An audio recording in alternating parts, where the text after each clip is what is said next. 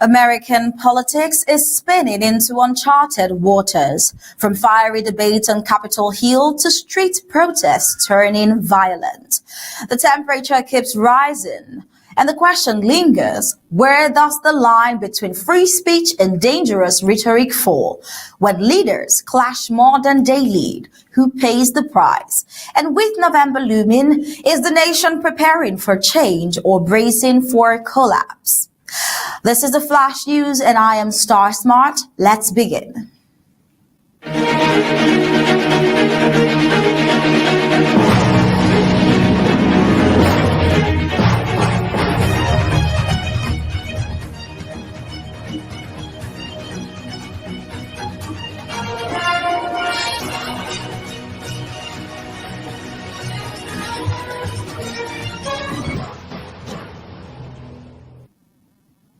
You're welcome back.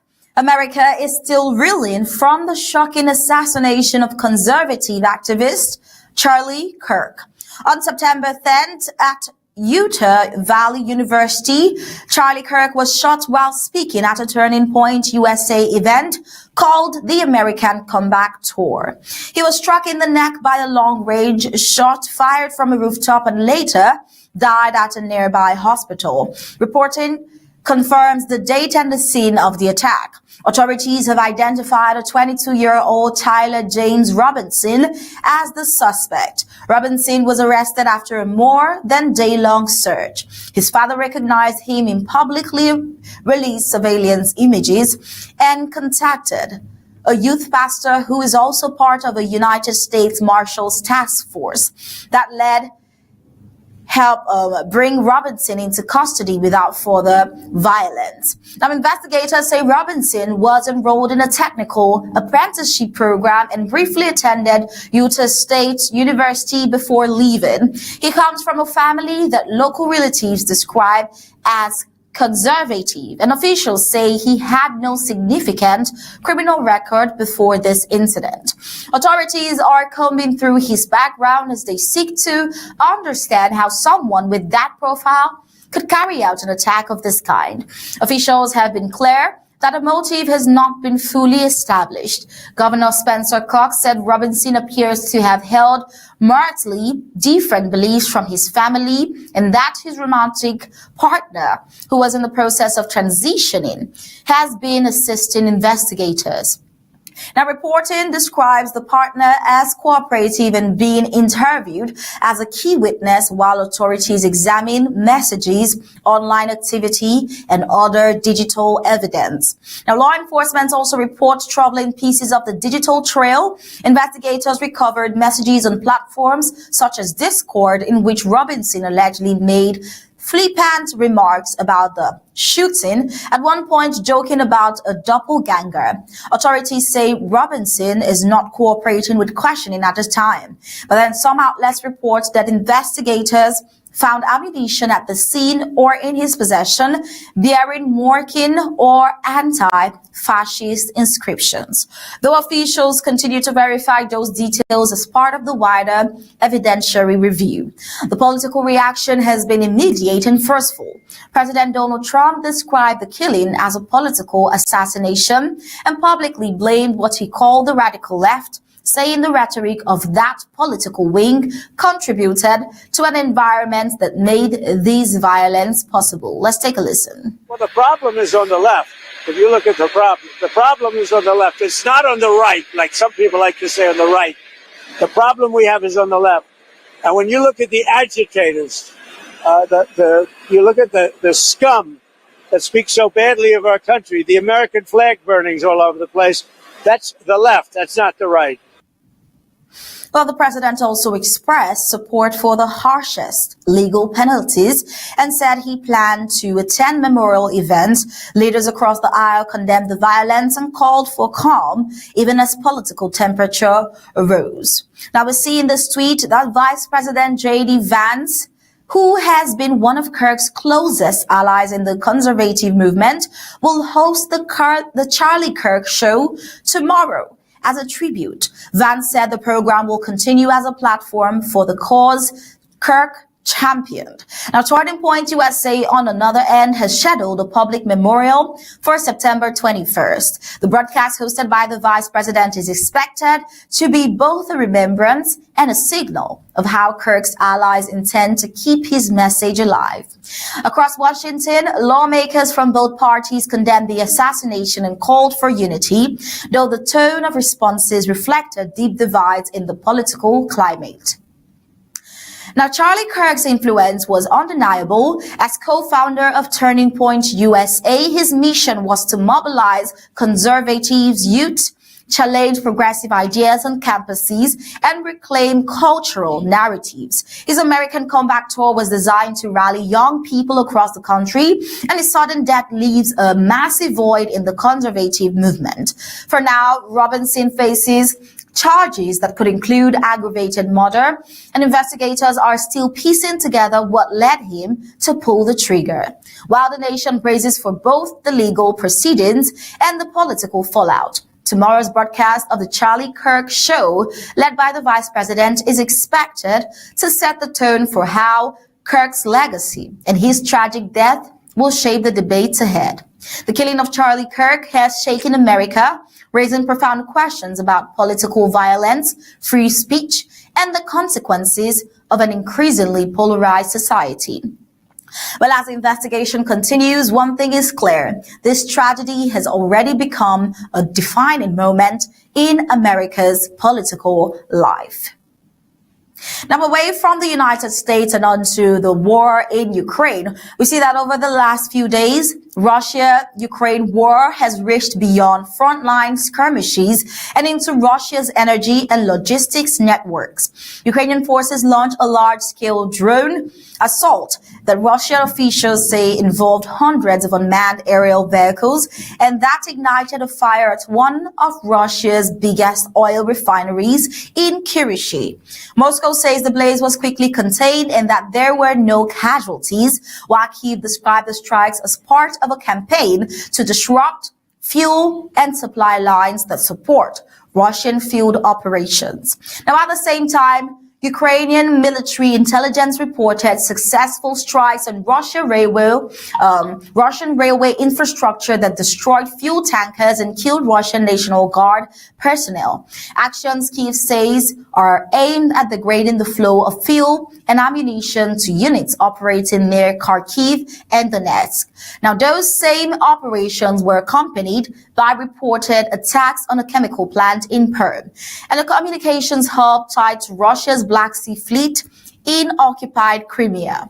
Officials in several neighboring NATO countries reacted nervously during the same period as Russian drones and unexplained aircraft activity entered or threatened Allied airspace. Romania scrambled jets and Poland temporarily closed an airport after warning about incursions linked to the recent spike in drone activity. European capitals are now assessing whether these incidents represent deliberate tests of NATO's air defense posture or just accidental spillover as the conflict intensifies. While the strike on Russian energy facilities have already rippled through global markets, Brent and the United States crude prices rose on Monday amid concerns the attacks could interrupt Russian exports. Analysts say even short-term disruptions to major terminals and refineries prompt traders to reprice risk and tighten supplies. Energy experts note that while Russia has pathways to reroute oil to alternative buyers, repeated damage to export infrastructure raises the cost and complexity of those workarounds. Now, against this backdrop, President Donald Trump published a public letter urging the NATO allies to stop buying Russian oil and saying he would be ready to do major sanctions on Russia. But only after all NATO members had agreed to and begun implementing such a halt. He also recommended steep tariffs on countries purchasing Russian petroleum. Let's take a listen to President Donald Trump. Well, they're not doing the job. NATO has to get together. Europe has to get together and do it. Look, Europe they're my friends, but they're buying oil from Russia. So we can't be expected to be the only ones that are, full bore. But Europe is buying oil from Russia. I don't want them to buy oil. And the sanctions that they're putting on are not tough enough. And I'm willing to do sanctions, but they're going to have to toughen up their sanctions commensurate with what I'm doing. The conditional nature of Mr. President Trump's statement tying United States punitive measures to a collective allied action, it drew immediate attention in Washington and across Europe. European and NATO officials responded that while they support increased pressure on Moscow, energy dependencies complicate any rapid across-the-board embargo.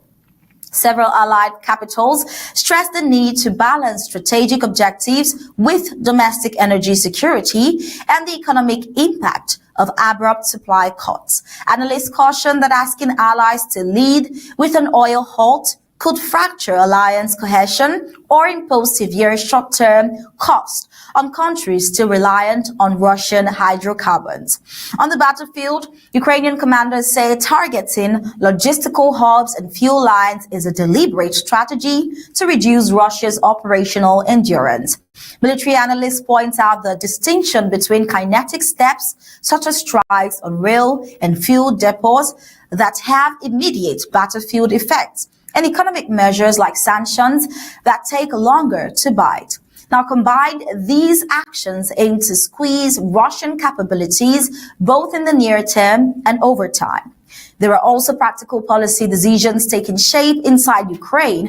Kyiv has signaled stricter controls on certain fuel imports after authorities raised concerns that refined products arriving from third countries could contain crude derived from Russian oil. Those moves reflect mounting attention to supply chain integrity as Ukraine replaces lost domestic refinery capacity. Now, looking ahead, 3 risks stands out. First, if NATO members were to agree to stop buying Russian oil on a tight timetable, the world could see a sharp but perhaps temporary spike in energy prices and increased inflationary pressure for energy importing nations. Second, if allies refuse or stall, Washington's conditional posture could slow the imposition of new U.S. sanctions and create friction inside the alliance.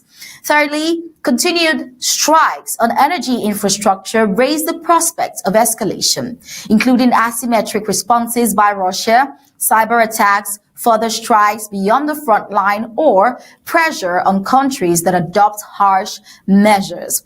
But the last few days have shown a tactical shift by Kyiv towards Russia's energy lifelines and a diplomatic maneuver from Washington that ties tougher sanctions to unified allied action. Now, both developments increase pressure on Moscow, but they also sharpen a central question for NATO: how to sustain united actions against Russia while shielding member states and their citizens from immediate economic fallout. Well, in Israel, we see it has sharply escalated its military operations in Gaza City.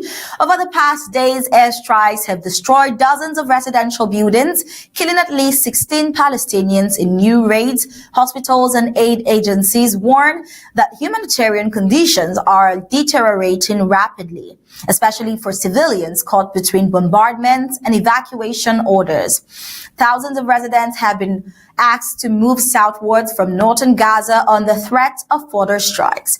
But many are refusing to go, citing fears that the southern zone will offer little protection. Reports suggest infrastructure in those zones is overwhelmed and basic supplies are in short supply. Diplomatically, tensions are rising across the Middle East. An Israeli airstrike in Doha, Qatar, targeting Hamas's leaders who were reportedly involved in ceasefire talks this past week has provoked strong reactions. Qatar has condemned what it called a violation of its sovereignty and mediation efforts. Meanwhile, the United States Secretary of State Marco Rubio visited Jerusalem, meeting Prime Minister Benjamin Netanyahu during this difficult moment. And after a symbolic stop at the Western Wall, Netanyahu declared that Israel's alliance with the United States is as strong and as durable as the stones of the Western Wall. Let's take a listen. I think his visit here is a testament to the durability the strength of the Israeli-American alliance. It's as strong and as durable as the stones of the Western Wall that we just touched under President Trump and Secretary Rubio and their entire team. This alliance has never been stronger, and we deeply appreciate it, not only on behalf of the people of Israel who live today, the generations of Jews who preceded us, and hope that we build our state anew with friends like you. Thank you very much. Well, Prime Minister Netanyahu defended Israel's actions, saying Hamas must be dismantled and that the state has the right to hit what it describes as leadership targets, even when located in areas deeply entwined with civilian lives. Critics argue that some operations risk further losses of civilian life and may hamper ceasefire or host-state negotiations. In summary, the past 48 hours have seen a heavy intensification of hostilities, more strikes, greater displacement, diplomatic fallout, while Israel reaffirms its partnerships with the United States amid conflicting pressure from allies and the international community. Away from the wars we see in China, its market regulator says it is moving forward with a full investigation into the United States chip maker Nvidia. Officials announced today that a preliminary review found Nvidia in violation of China's anti-monopoly law. The regulator did not give specific details, but confirmed the expanded probe will focus on Nvidia's dominant position in the country's AI and data center chip markets. Now, this development comes as tensions remain high between Washington and Beijing over semiconductors. With the United States restricting advanced chip exports to China, analysts say Beijing's investigation could reshape how global chip makers operate inside China. Now, where demand for high-performance processors continues to surge, Nvidia has yet to comment on the regulator's latest motive. Now, with Musk, we see that Elon Musk has sparked controversy after calling for what he described as revolutionary government change in the United Kingdom. Speaking virtually at a far-right anti-immigration protest in London, the billionaire Tesla and SpaceX founder criticized current British leadership and said the country must radically rethink its political direction. Musk remarks are drawing sharp reactions. Critics accuse him of aligning with extremist groups, while his supporters say he is voicing frustration with what they call failed immigration and economic policies. British officials have not formally responded, but political analysts warn that comments from a figure of Musk's global stature could intensify an already heated debate over governance and immigration in the United States. And these are the scope and our focus today on Flash News. But with that, we've come to the end. Coming up next at the top of the hour, 8 p.m. Amber time, will be Undaunted, bringing into the news untold stories. But for now, we say thank you for joining in. We leave you with ABC Amba TV images.